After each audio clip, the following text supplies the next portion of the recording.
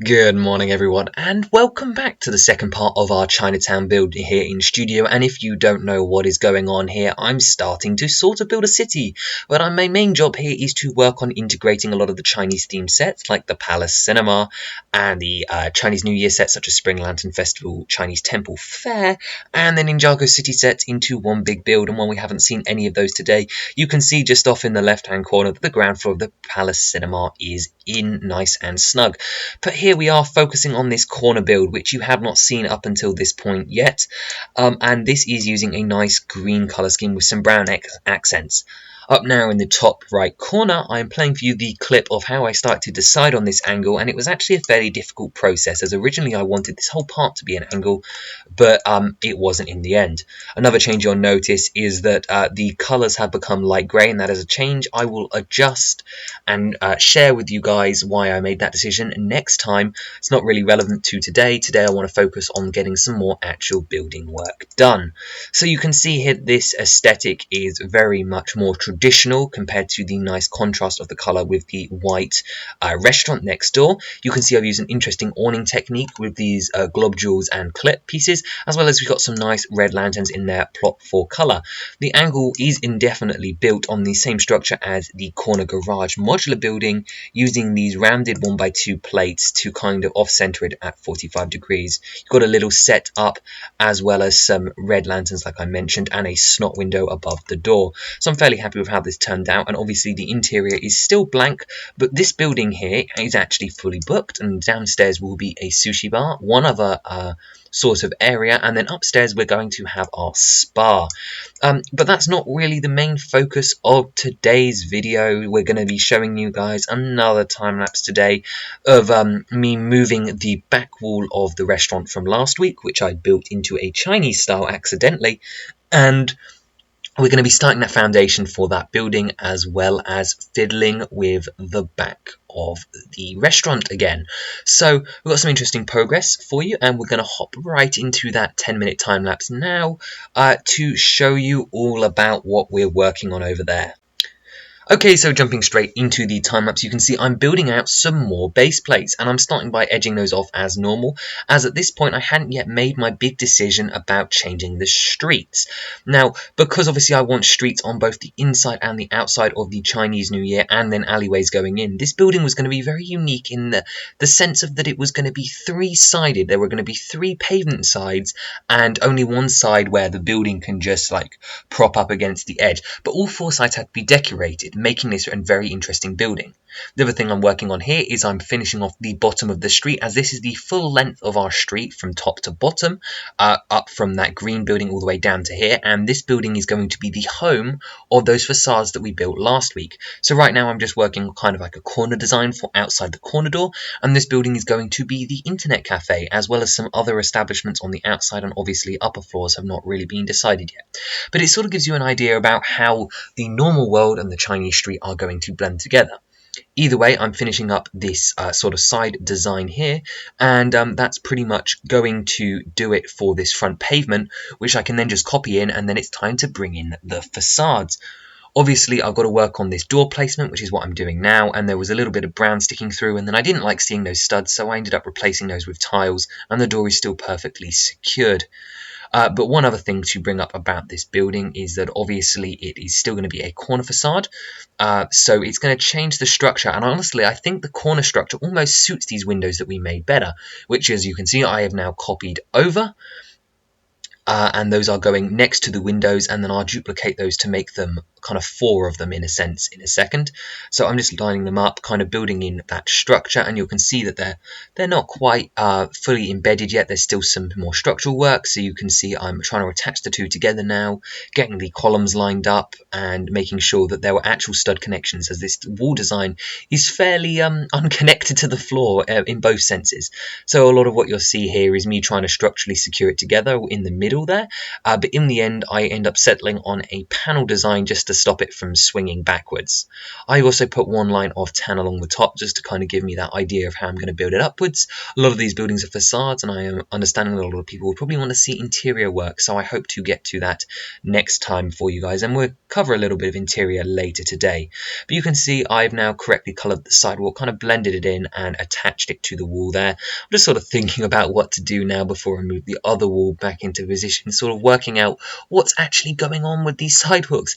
But the next thing I do is bring in the other side of the wall. I'm copying it, kind of mimicking the design I am doing on the other side, and then it's time to build in the supports. As you can see, the panel's just gone in there with some studs to keep it nice and blocked, and then I'm copying over and duplicating the wall right now, building in the pillar and the wooden designs. In goes the other side along with the designs along the front and the top. That teal really contrasts nicely, and I really do think this building works slightly better as a corner building.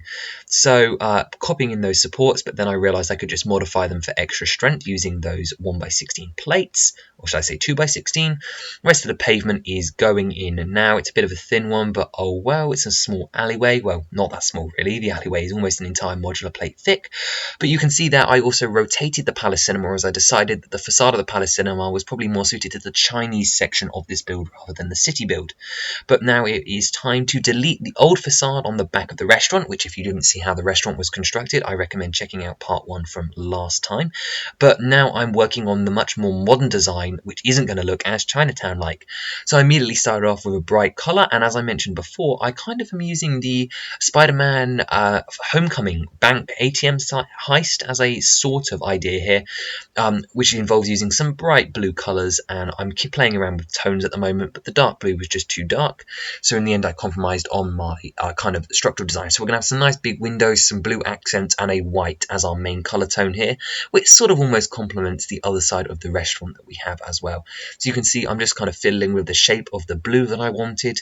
I've got the doors in place, and now it's time to put those giant panel windows in there and work out how I want to centre the white supports either side.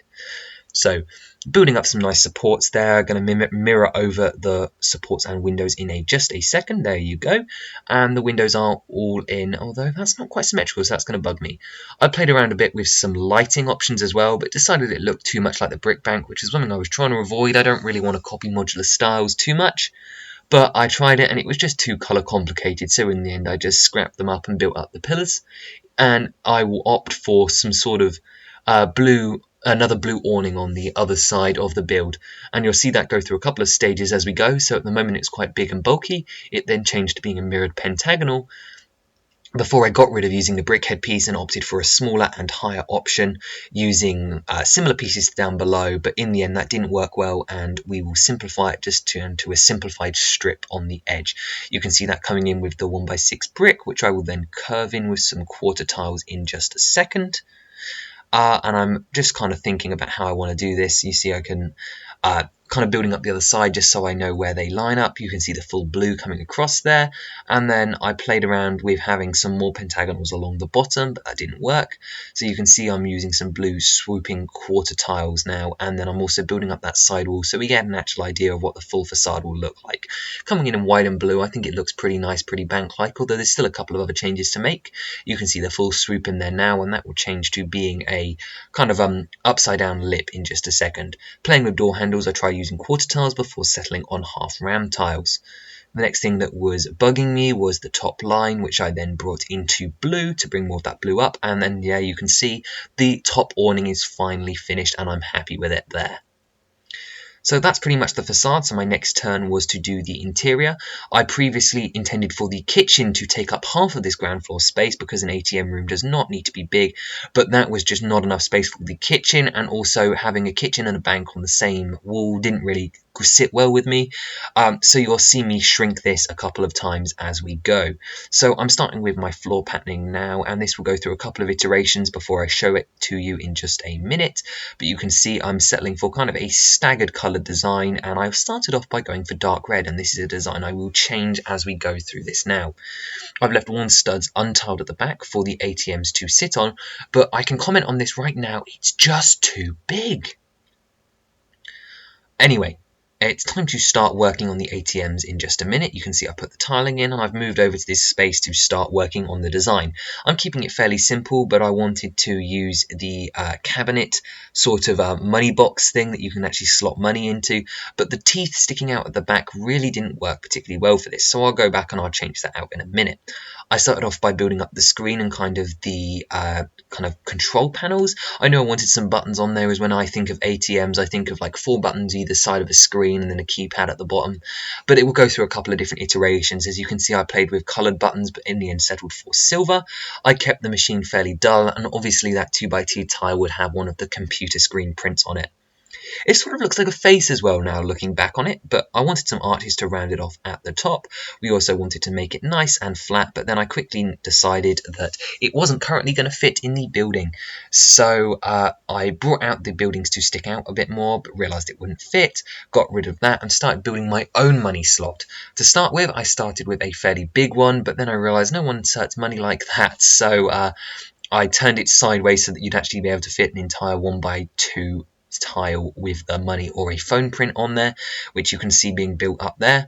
I then duplicated them, built a little table for the side, which you can see is that 1x2 panel piece, and then lined them all up next to each other. I also increased the height of the wall and put a little table on there using those wedge pieces as well, which I think works quite nicely, just somewhere where you could write your checks, just put your wallet or something while you're working in the ATM.